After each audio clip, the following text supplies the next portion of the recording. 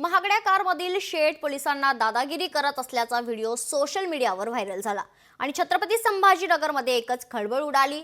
अखेर त्याला पोलिसी खाक्या दाखवण्यात आल्यात। पाहुयात यावरच लोकशाहीचा हा स्पेशल रिपोर्ट। साहेबांना सुद्धा बोलला रे, त्यांना बोलला नाही आणि माझ्या नादी लागू नको तुला सांगतो मी, तू बोलला नाही, तू इकडे ये म्हणजे डायरेक्ट बोलला मग तो काय म्हणला मला खाली उतार। अरे साहेबाला बोलला तू, साहेबांचं अरे काय बात। पोलिसांना धमकीचा व्हिडिओ सोशल मीडियावर व्हायरल। महागड्या कारमध्ये बसून शेठची पोलीस अधिकाऱ्यांना दादागिरी। पोलिसांकडून गाडी चालकाला अटक आणि गाडी जप्त।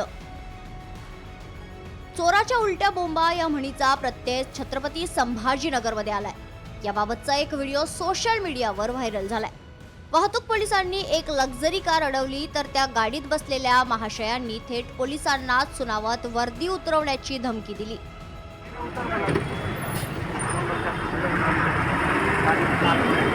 मेरा प्रॉपर्टी तुम्हारा नहीं, मैं वही बोल रहा हूँ, गेट को बंद करने का बोलते हैं। आता खुद्द पोलिसांचा अपमान आणि त्यातही व्हिडिओ सोशल मीडियावर व्हायरल। मग काय शेठला थेट पोलिसी खाक्याचं दाखवत पोलिसांनी तुरुंगातच धाडलं।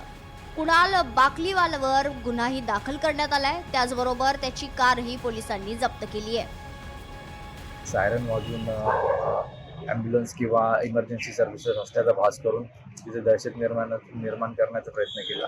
त्यानंतर आमचे जे पोलीस अंमलदार आहेत आणि अधिकारी आहेत त्यांच्याशी अरेरावीची भाषा केली, कार्य करण्यात त्यांना अडथळा केला।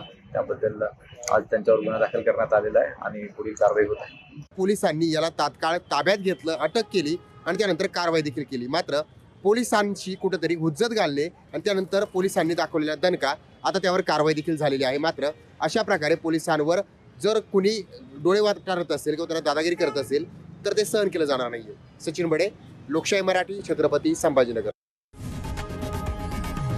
लोकशाही मराठी, ऐका, पहा, जागरूक रहा।